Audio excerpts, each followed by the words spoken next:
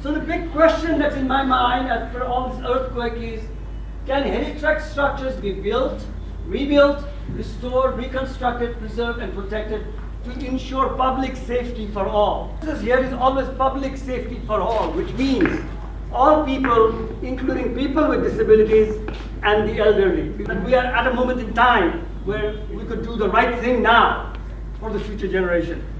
Can you do this? Can this question be answered? Answer is yes. But how do we do it? So I'm going to kind of take an example. This is a Nepalese traditional ambiance with earthquake. This is timber construction in San Diego. We have this here in Nepal. Wonderful skills, wonderful things going on. Wonderful skill, but there is no water. So there's something fundamentally this is something that I built in San Diego to try to create an ambiance. This is something that I built in San Diego again to create an ambiance. I do not have the expertise, I do not have the calligraphy, I don't have the artisans from Nepal that I can take over there, but I try to create something. But this is all publicly safe.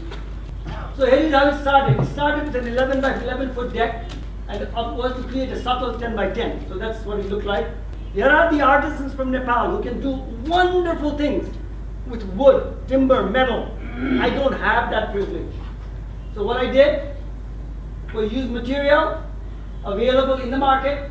So instead of this being put that way, instead of these chukuls, I use these. These are called column bases. They're metal, readily available. Here are artisans again doing their work. I can't get this carving, so I got some heavy timber, which is 6.5 by 6, 5.5 by 5.5 inch wide. Yours is at 7.5. Most of these columns, mine is at 6.5. But I have created the ambiance, but I have done a structure that's going to be safe. Okay. So the guy notches it. He puts what's called a column cap. They measure it. They lay it out, and they use the hardware to make the frame. Then he lays out what I call ring ties that you guys like to call ties. He ties them all together. Then we wanted to create an ambience of the walls. So what we did was we hung some wood from here, put a platform, it's hung off with these little brackets. Then we put the rafters, they're all hung off, tied them together, that's what he did. So it doesn't move, so it's now stable, engineered, okay, and this is all engineered. And we put more of these, so that's what it looks like. Then we did the framing, all the framing with wood and nails. And this is what it looks like from the bottom. He starts to put the plywood. There are some nails I found at Lalitpur. There are nails in here also. Don't have to bring them from America. And that's what it looks like. Now the mistake he made here was he did not continue this blocking. So I had to force him to do that at the end. I said, he didn't understand. So we kind of buttoned up. And once it was buttoned, it's like this, so nice, more stable. And then I put some of these struts. And the reason I use that plywood is because we can calculate the earthquake capacity of these plywood panels based on certain already developed criteria. So these are the tables. So if you use this kind of nail, it'll say, on this type of plywood, it's going to give you these values, and then we calculate how many nails are needed, what spacing nails are, and all that kind of stuff. Okay? So we do that. We did that, and then we had to build this little thing where I wanted the ambience of the wall. So what we did was, all we did was put plywood in the back, put some what we call chicken wire and some waterproofing, and we had these supporting struts, and I am taking these with me now. These are being carved right now, so I'm taking this back.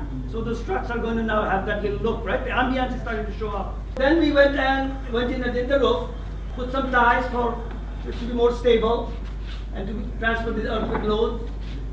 So I got a shape that I wanted of a satal, but using material from there, local expertise from there, or local labor, and some engineering. Now the problem became, how do I do the gazur? So we used wood.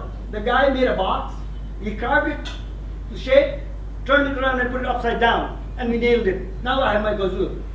It doesn't have the proportion, so I'm going to pattern tomorrow to pick up one that's going to have a proportion of between 18 to 24 inches, and I think it'll look okay.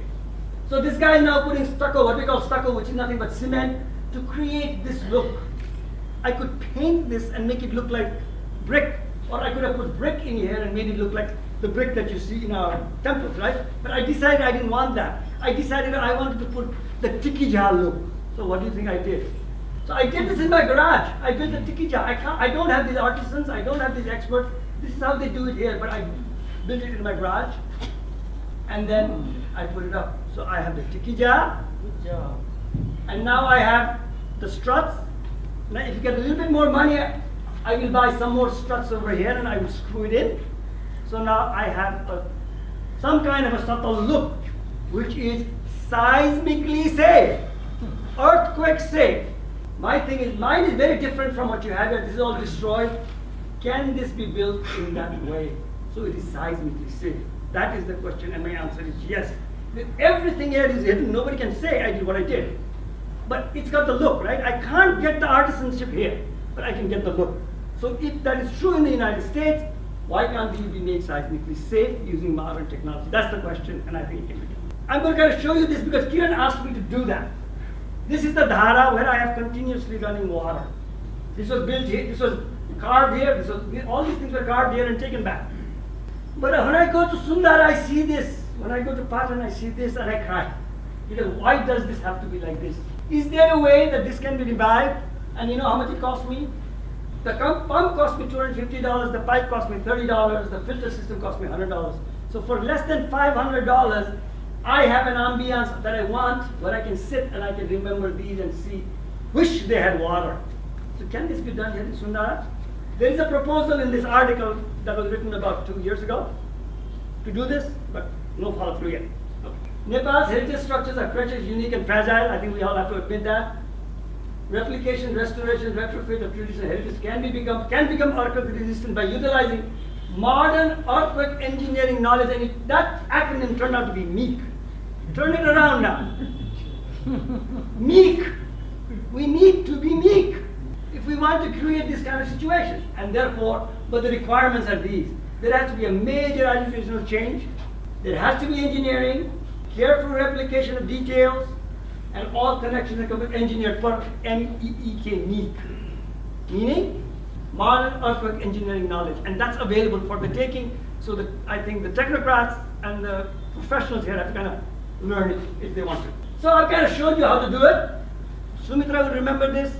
2011, I gave this presentation before the earthquake. And I'm kind of regretting it because I put it 2 days before the earthquake happened on Facebook. And the earthquake happened. And I'm like going, what happened now? So I was all kind of like, did I do something wrong? You know, karma lagegi ke ho ke ho. So what's the way forward? Everybody talked about this on Facebook. There was major chatter. Rupa, you put it up, right? They all wanted this, and you would say, yes, yes, yes, but why come? Then I remember this man. He spent a lifetime trying to save Kathmandu Valley civilization. And what is it today? That is what you have today. And my question is, what went wrong? What went wrong and what lessons can be learned from this? Something is not kind of working. That's what I think. What is it? And it's all for you guys know better than I do. So examples from San Diego of how we are using engineering, earthquake engineering techniques in older buildings to retrofit them and to make them earthquake resistant. Not earthquake proof, but earthquake resistant. We call it Balboa Park, it's our jewel. It was put in 1915, it's only 100 years old. Here we have structures that are 500, 1,000 years old. We call it a jewel, but if we don't recognize the jewel that we have here, I think we're in trouble. So this is called the Organ Pavilion. It's made out of what we call hollow tile brick. It's just baked brick. Okay? We completely retrofitted them using modern earthquake engineering techniques available in the books. No research needed. And it is safe, publicly safe. We have all kinds of functions, we have all kinds of stuff in it. These are gentlemen from our government who were there on a trip to understand and read this. I had that question, why did it happen? It seems to me one man's crusade, unsustainable, were committed visionary and backing from public and pressure to government and authority. So I'll let you read all this. The one I want to say is traditional settlements can be made safe for all, including Dedara, with modern methods. Think outside the box. To me, what does this all mean? It means enjoying, retrofitting, making the old back to new with new modern technology means enjoying the style of old while living in the present within facilities and life systems afforded by the present, based on a safe and secure living environment. So how do you try to achieve that? So requirements are this. Sometimes you have to respect the forces of nature, and you have to implement modern techniques to save lives yet prevent total destruction. You have to apply that. You cannot be thinking old stuff only. it's a monastery. It's made out of clay. Okay? They were shown how we retrofit those in the United States, and this is the technique that are used. They were watching that. We designate these buildings as historic. They were saying how we brace parapets, and he was the chief of disaster management here.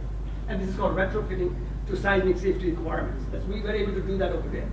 And I don't know why we can't do it here. Checks and balance review of the heritage reconstruction structural drawings of Kathmandu Nepal. Officials publicly displayed them and requested comments. By view, judicious and cautious means and methods necessary for preserving the heritage architecture of Kathmandu Nepal were missing. Precise details to replicate Kathmandu Nepal by coordinating the structural and the architectural drawings were not visible.